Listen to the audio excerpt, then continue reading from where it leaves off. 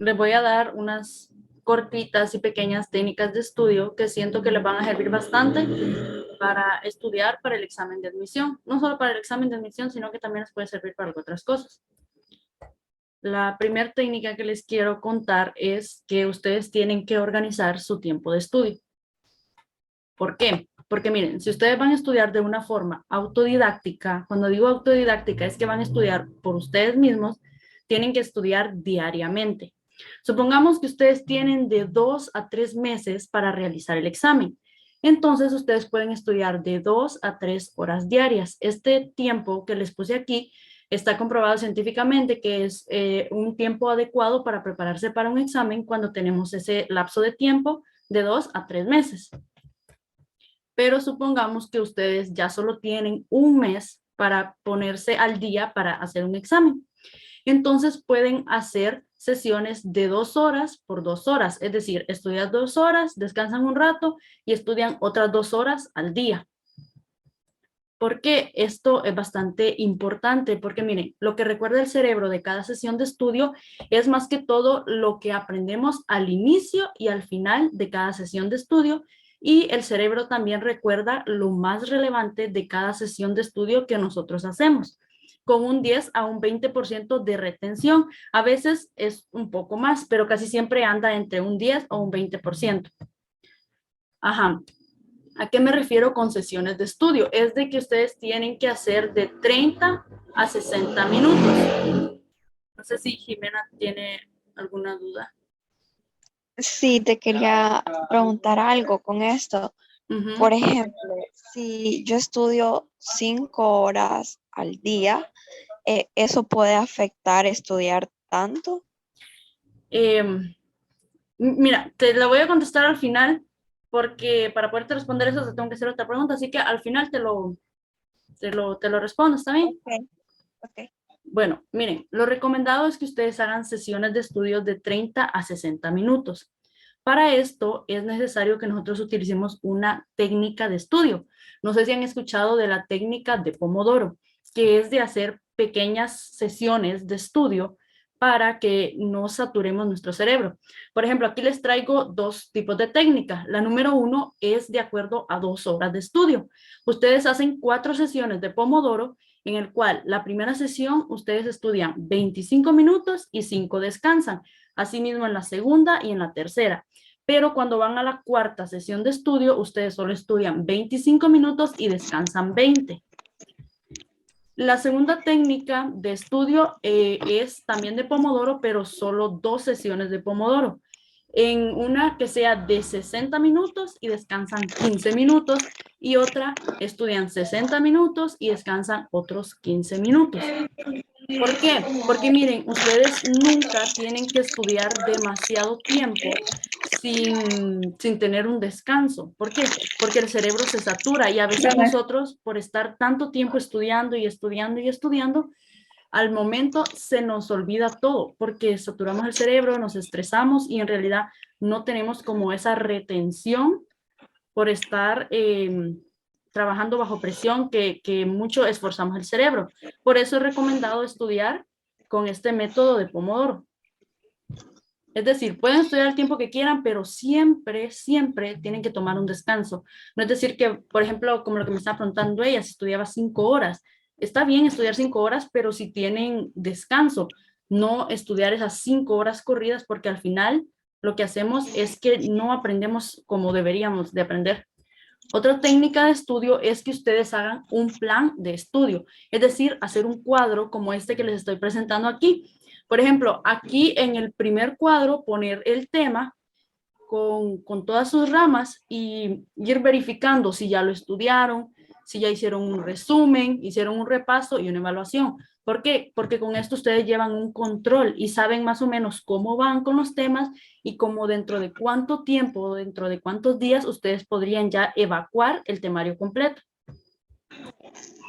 Otra técnica es que ustedes crean sus propias notas y guías de repaso, porque al nosotros estar escribiendo, aprendemos de una forma mejor. Y para eso les traigo el método de Cornell, que esto es que van a dividir una hoja de papel en 3 partes. Una donde ustedes van a escribir las notas de clase, donde pueden incluir las presentaciones que vean, diagramas o apuntes en general. ¿Y en qué tiempo van a hacer esto? Lo van a hacer mientras ustedes estén recibiendo una charla, mientras estén viendo un video, es decir, mientras otra persona les esté exponiendo o estén viendo lo de otra persona. Después, aquí al lado van a poner las ideas, donde van a incluir las preguntas, los puntos e ideas importantes, también algunos diagramas simples, y esto lo van a hacer después de recibir la clase. Y en la parte de abajo va un resumen, que este lo van a hacer cuando ustedes estén repasando. Van a poner un breve resumen de las notas que copiaron en estos dos cuadros de acá. Y un tip para la parte de matemáticas es que ustedes deben realizar ejercicios constantemente hasta que el procedimiento se les vuelva automático en ustedes. Es decir, si ustedes están a realizar un problema de matemáticas, se les va a aprender, se les va a quedar el procedimiento. Por ejemplo, no sé si se fijaron, en los últimos 2 videos que les subí a TikTok de la parte de la PA, esos 2 ejercicios tienen la misma lógica. Si ustedes vieron el primer problema y el segundo, van a ver que llevan el mismo procedimiento, la misma lógica. Entonces, si ustedes quieren que les vaya bien en ese examen, pónganse a hacer esos ejercicios. Miren el video y vean qué pasos y qué cosas hice. Después, háganlo ustedes solos a ver en qué están fallando, qué les dificulta, qué pasos tienen que hacer, que no entienden, y así ustedes buscan ayuda o buscan en internet o me pueden preguntar y yo les trato la forma de explicarles, porque entre más veces hagan el ejercicio va a ser mejor, porque no se les va a olvidar el momento de hacer el examen. Y como dijo mi ex, hasta aquí llegamos en esta parte de las estas técnicas. Entonces, la muchacha que me había preguntado, de acuerdo a que ella estudiaba 5 horas, sí puede estudiar 5 horas, siempre y cuando no las haga de un solo, no las haga corridas, sino que se tome ciertos descansos. O sea, puede estudiar esas 5 horas y utilizar la técnica que les di, la de Pomodoro, que además pueden descargar la aplicación que está para celular, o si no, también en la computadora ustedes ponen Pomodoro en línea y les va a tirar ahí la pantalla, ustedes le dan iniciar y les va a calcular los 25 minutos y los 5 de descanso, a como ustedes lo quieran. Entonces, no sé si tienen una duda en esta parte. Hola, buenas noches. Quería saber si hay algún método para... Es que mencionaste el método de Cornell, que es cuando está como una persona dando clases y nosotros estamos tomando nota. Entonces quería ver si hay algún método para cuando estemos estudiando solos, como sin otra persona, siendo autodidacta. Ajá, bueno, miren, si ustedes están siendo autodidactas, lo que pueden hacer es hacer resúmenes, pero en forma como de guías. Ustedes están leyendo un texto y de ese texto sacar preguntas y contestarlas. No sé si me di a entender. Ese es un método que yo, con el cual estudio para mis clases en la U, que yo leo el texto y de ese texto saco como preguntas que pienso que me pueden venir acerca de ese párrafo. Las escribo, les pongo la respuesta y me las aprendo. No sé si han visto unas fichas bibliográficas que son así. Yo a un lado escribo la pregunta y al otro lado la respuesta. Entonces, cuando ya yo digo que me la sé, solo leo la pregunta y digo la respuesta y después le doy vuelta para ver si en realidad respondí como era. No sé si me entendieron. Muchas gracias. Ahora sí vamos a iniciar con las teorías del origen de la vida, que ustedes saben que está vitalismo, creacionismo, generación espontánea, materialismo, que también se le llama como mecanicismo, panspermia, que ya nos la explicó Andrea, también la teoría físico-química y el planteamiento de la teoría de Oparín. Miren ustedes, aquí les tenía un video súper bonito, pero creo que mi internet está demasiado lento. El vitalismo, ustedes tienen que recordar esto de los principales representantes, porque puede que en el examen les pregunten sobre algún representante. Entonces siempre traten de aprenderse por lo menos un representante de cada teoría. Como dijo Andrea, no profundicen tanto, pero manejen lo básico, porque de que les viene una pregunta de las teorías, les viene. Entonces, los principales representantes para el vitalismo fue Johannes Jacob Berzelius y George Stahl. Entonces, acuérdense de ellos dos, o solo de uno. En sí, ¿en qué consiste el vitalismo? Miren, esta fue una posición filosófica que se caracterizó porque postuló la existencia de una fuerza o de un impulso vital sin el que la vida no podría ser argumentada. También se trataría de una fuerza, pero una fuerza específica, que esta es distinta a la energía que se es estudiada por la física. Entonces, se cree que esta fuerza específica actuando sobre la materia organizada, esta daría por resultado la vida. Entonces, el vitalismo en sí, acuérdense de una fuerza o un impulso vital. Ahí no hay pérdida. Pero para eso también les hice una mnemotecnia, porque nosotros en medicina estudiamos bastante con mnemotecnia, ustedes, para que no se nos olviden las cosas. Entonces la mnemotecnia que les hice fue esta: jugando grité fuera iguana. La J, que hace referencia a Jones; grité, que hace referencia a George; fuera, que hace referencia a fuerza; y la palabra iguana, impulso vital. Entonces, cuando ustedes les pregunten algo sobre la teoría del vitalismo, ustedes van a decir: jugando, grité, fuera, iguana. Jones, George, fuerza y impulso vital. No sé si tienen alguna duda en cuanto a esta.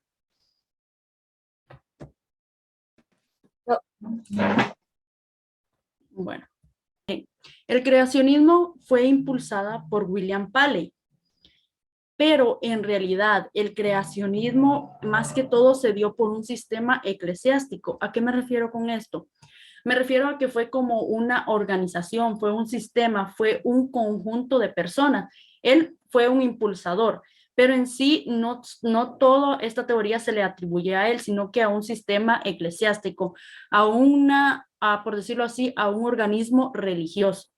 Por eso, una palabra clave en esta podría ser el sistema eclesiástico. Entonces, ¿en qué consiste esta teoría? Esta teoría nos dice que el creacionismo es la creencia religiosa de que el universo y la vida se originaron de actos concretos de creación divina. Este hombre, William Paley, decía que no puede haber un reloj sin un relojero, haciendo referencia de que nosotros no pudimos haber existido de la nada y que la maravillosidad que existe en nuestro organismo y en todo ser vivo debió haber sido creado por un ente divino o por un creador divino que hace referencia a Dios. Les hice esta mnemotecnia. Windows actualiza cada día. Windows, que hace referencia a la W, a William Paley, actualiza a actos divinos, cada que hace referencia a creencia religiosa, y día a Dios. Entonces, una palabra clave para el creacionismo es Dios o una creencia religiosa. Bien, ahora vamos con la creación espontánea, que esta fue postulada por Aristóteles. Esta teoría nos hace referencia a la abiogénesis. Yo les había pedido que leyeran un poco acerca de estas teorías. Entonces quiero preguntarles si saben qué es abiogénesis. Es una teoría que postula que los organismos vivos salen de materia no viva. Ajá. Es correcto, cuando ustedes les hablen de la generación espontánea, les están hablando de abiogénesis, porque esta teoría hace referencia a que la vida surgió de manera espontánea a partir de la materia inorgánica. Por ejemplo, aquí ven este montón de gusanos. Se cree que a partir de la tierra y de todos los componentes de la tierra inorgánicos surge la vida de gusanos. Y estas moscas que están aquí hacen referencia porque esta teoría también dice que de la carne con materia inorgánica pueden surgir la vida de estas moscas. Entonces, cuando ustedes les digan abiogénesis, no se vayan a perder, y es generación espontánea, de que se cree que la vida surge de manera espontánea a partir de la materia inorgánica. Y les hice esta mnemotecnia que no creo que se les olvide.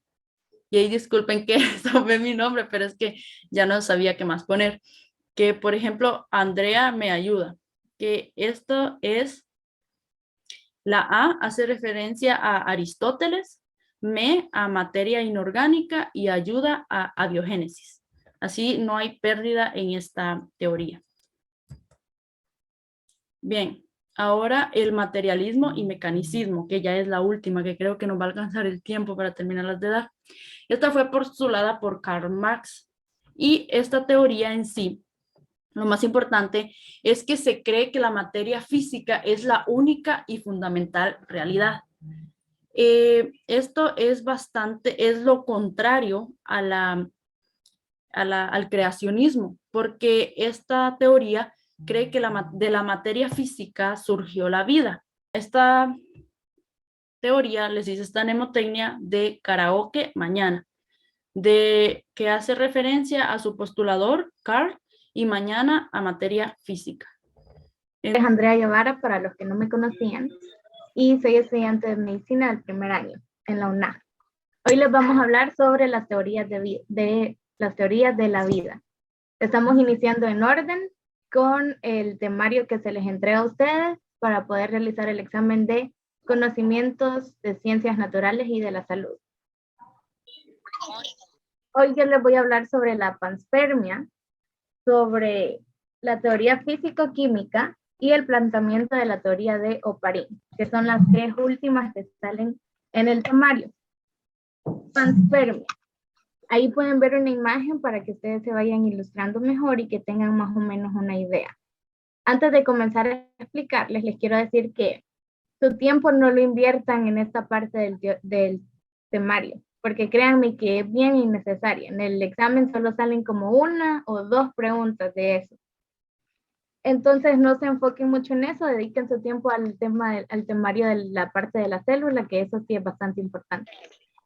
La panspermia es la hipótesis que propone que la vida puede tener su inicio en cualquier parte del universo y no proceder directamente de la Tierra, sino que probablemente se habrían formado en la cabeza de los cometas.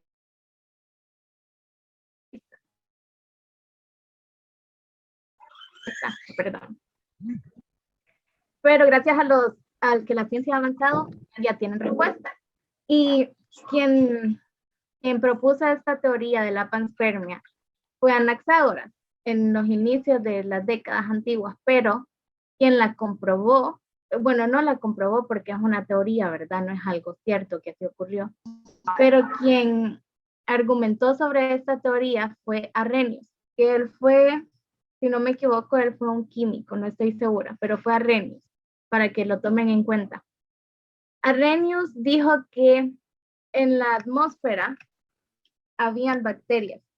Él dijo que habían bacterias en la atmósfera y que éstas se estaban incrustando en cometas.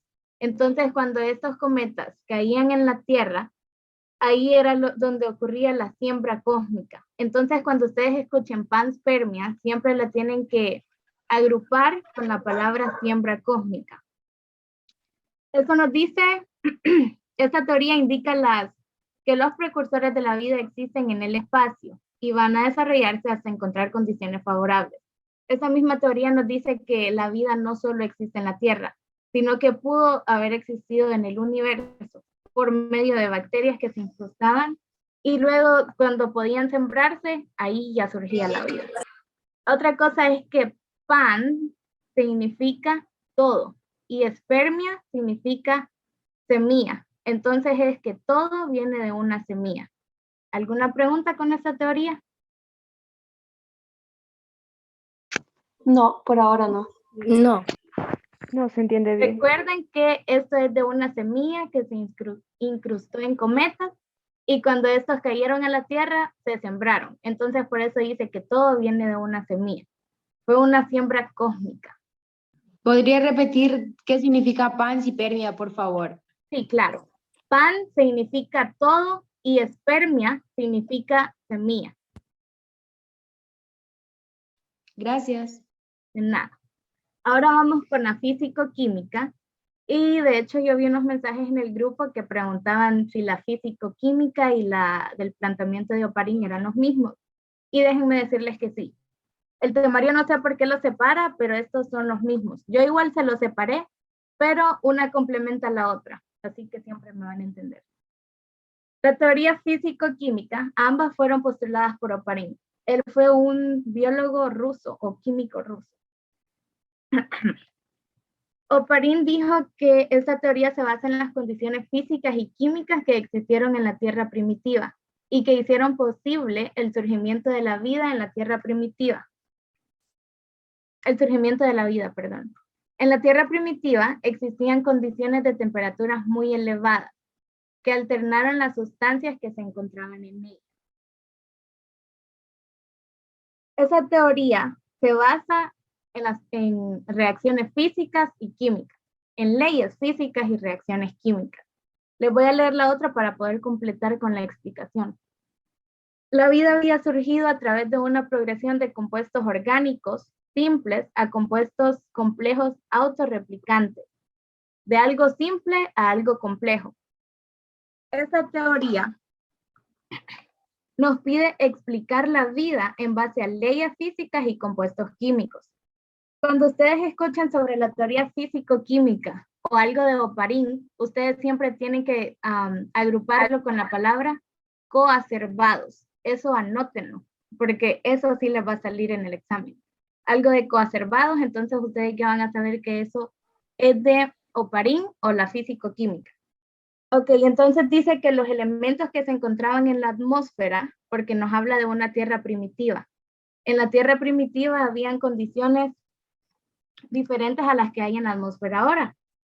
Aquí estaban radiación solar, tormentas eléctricas y actividades volcánicas. Eso es lo que nos habla que había en la tierra primitiva. Luego nos dice que los elementos que se encontraban allí era el agua, el metano, el amoníaco e hidrógeno. Dice que estos compuestos reaccionaron para formar unos compuestos complejos. Como les decía, viene de algo sencillo a algo complejo, de algo simple a algo complejo. Entonces estos al reaccionar formaron los compuestos complejos, ¿verdad? Luego estos reaccionaron con minerales de los océanos y formaron unas gotas que se les conoce como coacervados. A esas gotas se les conoce como coacervados. Las gotas que surgieron de los compuestos complejos con los minerales se les reconoce como coacervados. Entonces luego estas gotas pasaron a ser coacervados y de los coacervados nacen las biomoléculas. Y esas biomoléculas producieron la primera célula. Porque sí saben que las biomoléculas pueden reaccionar, ya las biomoléculas ya tienen procesos diferentes, no como la de un simple elemento, ¿verdad? Entonces, por medio de las biomoléculas es que surge la vida. Las biomoléculas formaron la primera célula y de ahí surge toda la vida. Esta teoría no había sido tan aceptada, pero cuando descubrieron y descifraron el genoma humano, entonces ahí le dieron más valor y hasta el momento, en el logaritmo científico, es la teoría más aceptada. ¿Alguna pregunta con esta teoría? La palabra clave que tienen que manejar cuando se les hable de Oparin es coacervados. Estas son unas palabras que las pueden anotar para que asocien mejor las teorías. Porque como les dije, esto solo es algo simple que lo tienen que entender a simple vista, pero sí pueden manejar conceptos básicos como panspermia nos habla de una siembra cósmica. La físico-química nos habla de la tierra primitiva o biomoléculas. Y el planteamiento de Oparin es lo mismo de la físico-química. Esa la tienen que asociar con coacervados.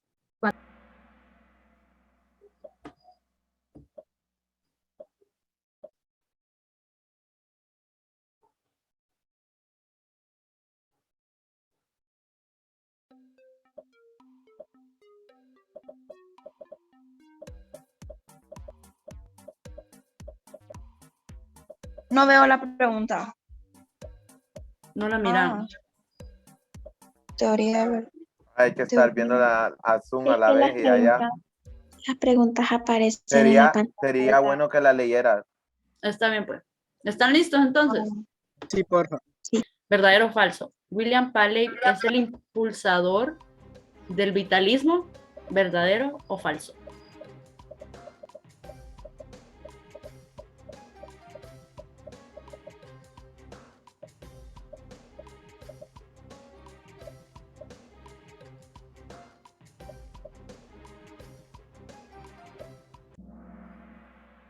Falso. Eso, ¿qué les pasó a esos 19? Tienen que aprenderse esa mnemotecnia que les dije, ¿verdad?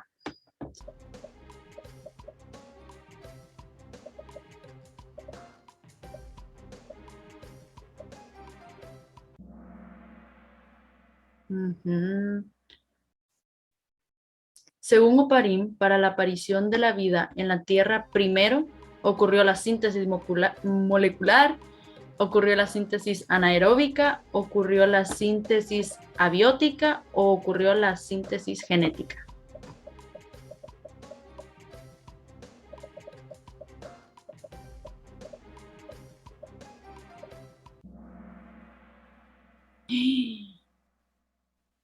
Ey, acuérdense que Andrea les dijo que abiótica era una palabra que tenían que manejar. Cree que la materia física es la única y fundamental realidad. Generación espontánea, mecanicismo, vitalismo o el planteamiento de Oparin. No se vayan a equivocar en esta ahí. No se vayan a equivocar, va.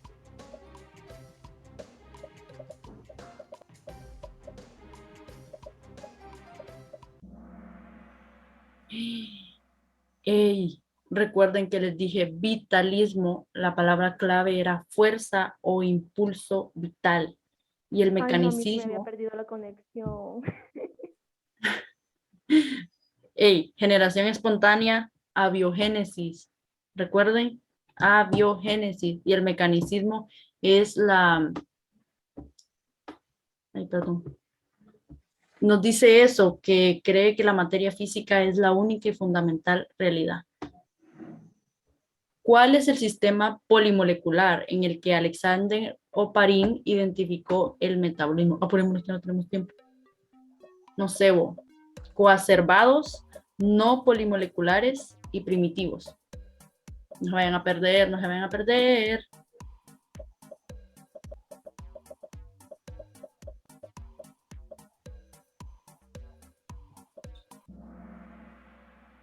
Coacervados, Posición filosófica caracterizada por postular la existencia de una fuerza o impulso vital.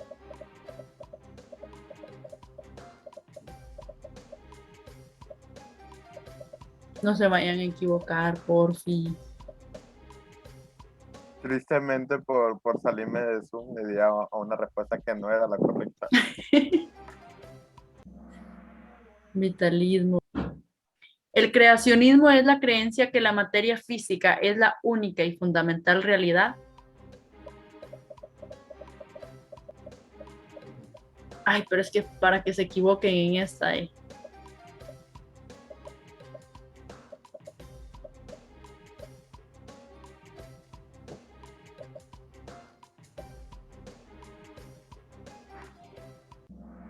Oigan, ¿quién es esa edad para que dé clases?